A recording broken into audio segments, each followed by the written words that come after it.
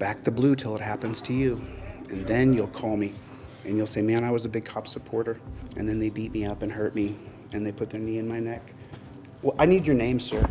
You do have a badge on. It's the federal badge ID policy of police. Better sit down before you do end up in jail. He threatened to put me in jail for not breaking any statute. That's the tyranny here in Ironton. I mean, what a clown. What a clown. What an absolute clown. And he walks around like he thinks he understands the law. The wheels of justice take time to turn, but they will crush him.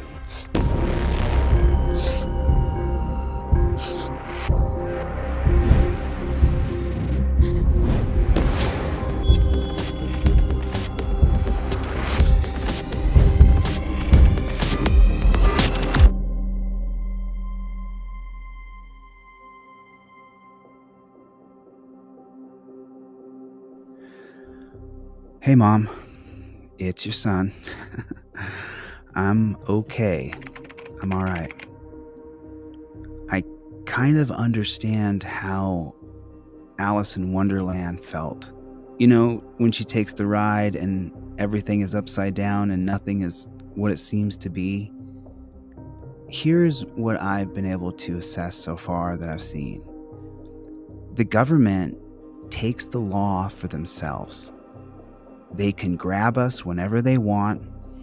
If they don't like you standing there or being there, they can just grab you. Where does it say in our Bill of Rights, government can grab you and arrest you if they don't like you or they don't want you standing there? Sorry. Just, I know this stuff gets you stressed out, but I can tell you one thing. I'm not in Kansas anymore. You know, I think what I need to make sure that I do is I need to make sure that I teach every time I go out. Every time I turn on my camera, I need to teach the people what liberty is, teach the people the reason why what's happening to all of us is wrong. It goes against the fundamental principle of liberty, and it has to change. See, these guys are used to sovereign citizens. They're not used to a guy who's for law and order. There's a big difference. Oh, do you think it's funny? Do you think it's funny? I think it's funny. What do you think what's funny about it? I just want to know. What do you think is funny? Just curious. What do you think is funny? I think it's funny, yeah. What's funny? Well, you're acting. I'm here because there's people who are being stalked, harassed, and arrested 5 times now by the Ironton Police Department. I'm here for liberty and justice. Well, go down and tell the Ironton Police Department that. What are you telling me I already for? did. Well, then. I'm here for Sarah's court hearing at 4 p.m. Who's hearing? Sarah Page. I'm here for her court hearing at 4 What's she p.m. arrested for? She's been pulled over twice for not using a blinker, and then she was arrested for not telling the cop, giving her ID as she was a passenger in the car, which again is unconstitutional. You have a right not to identify unless there's probable cause been established. Okay. I mean, aren't you for law and order? Yeah, I am. Me too. We agree. Aren't you for America? Don't you love this country? Yeah, are you? Yes, 100%. Then we agree. Okay, so then when the Ironton Police Department, did you hear what he just said? He said, sit down or he'll arrest me. Do you agree with that? Do you think that's right? Well, yeah, you ought to sit down. No, but do you think that... See, when you invade someone else's space... Invade? Yeah. I'm a free citizen. This is a public space paid for by the taxpayers. This isn't your space. This is our space. This is my space. I'm not sitting on your here. lap. This is my space. If you haven't noticed, sir, I haven't raised my voice or cursed at a single person. I don't care. But I asked you a direct question. He threatened to arrest me because I didn't sit down. Do you think that's right? You think someone should be able to tell you to sit down or they'll arrest you? If you're aggravating somebody, yeah. So aggravation is now a law? It could be. It could be. It could be. I don't know. Is that really how you see law and order? I don't know if it is or not. So let me explain the difference between anarchy and law and order. Okay, Anarchy is when you can make things up as you go and arrest people for statutes that don't exist. Rule of law is there's statutes and codes that are written that would mean there's arrestable offenses based on probable cause. We are the power in this country. So that means I have a chance to redress my government and come in here with my First Amendment right and film everything here. That's what you're doing. So what's the deal? Well, what's the deal? I don't understand the deal. Well, now I'm going to sue that guy who touched me, Mark Harmon, and I don't know the other guy's name. What's his name?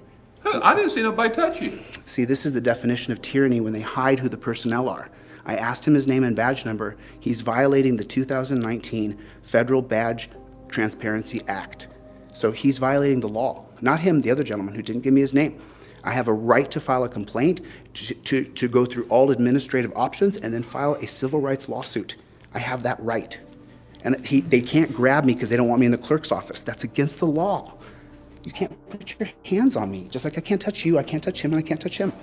I can't put my hands on people. It's rule of law, sir. Okay. Well, you said you respected it, but then you said he should be able to arrest me for aggravating him. When I said you was aggravated. In which way? How have I wasn't here. Have I cursed? Have I cursed you out? You were in the room. You saw him grab me. I must have my head turned. I don't know. You must have had your head turned. You didn't see him grab me? No, I did not. Well, the video will show that you did see it. Well, good. Which is tickles me to death. I don't wow. Just atrocious. Just atrocious. I mean, she came in too. Are you going to identify that officer who put his hands on me, ma'am? Ma'am, I'm behind you, ma'am. I don't want to freak you out or anything. But I'd like to know, are you going to tell me that officer's name? No, the other one. That's Mark Harmon. There was another gentleman who also put his hands on me, which is against the law. I didn't see You didn't?